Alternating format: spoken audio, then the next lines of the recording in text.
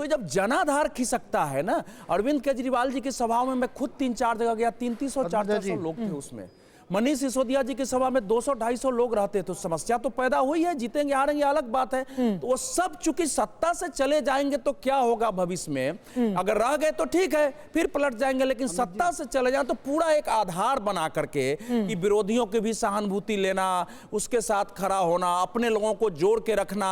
कल ऐसा ना हो कि काउंटिंग एजेंट ही काउंटिंग छोड़ के भाग जाए, हमारा उम्मीदवार ही बाहर न निकले डर के मारे कि हम तो चुनाव आ रहे हैं, लोग हमारे साथ खड़े नहीं हो। ये सब एक साइकोलॉजिकल वॉर की तरह है, लेकिन इस सीमा तक जाना। अभी वो साइकोलॉजिकल वॉर क्यों करेंगे? अब तो वोट डल चुके हैं, वो ईवीएम में बंद हो चुके हैं, अब क्या फायदा है? राजनीति थोड़े छोड़नी है उनको, राजनीति करनी है। ये साइकोलॉजिकल वॉर है, क्या एक आधार बनाया जाता है उसके लिए, लेकिन ये बहुत एक्शन है, प्रीएम्प्टिव एक्शन कर रहे हैं कि अगर इस तरह की नतीजे हमारे खिलाफ अगर जाते हैं, लोटस टाइप का अगर कोई चीज हो तो ये प्रिवेंटिव एक्शन कि इसका इतना हंगामा मच जाए कि बीजेपी को थोड़ा सतर्क हो जाए। जब सच में ऑपरेशन लोटस हुआ पिछले हफ्ते, तो उनको तो बनक भी नहीं थी।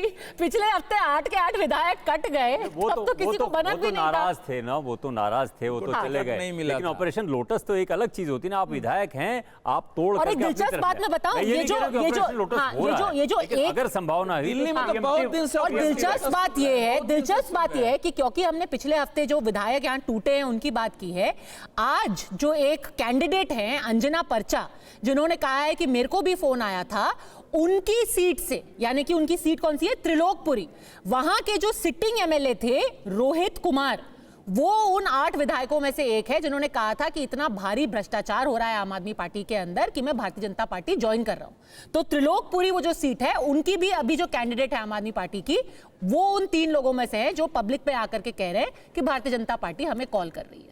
घनेंद्र जी, प्रीएम्प्टिव एक्शन यहां पर लोग कह रहे हैं।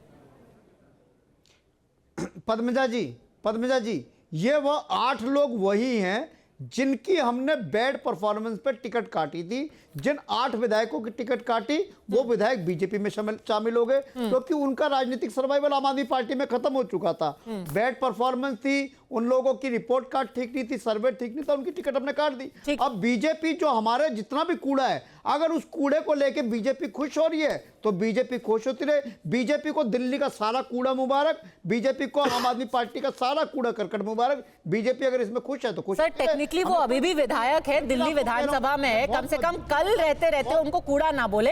वैसे कल जो भी जीतता है, उम्मीद यही है कि जो भी ये लोग हैं जो खरीद फरोख्त कर रहे हैं, कम से कम कल आप उनका नाम सार्वजनिक कर देंगे, भले से ही आपकी सरकार बने या किसी और की।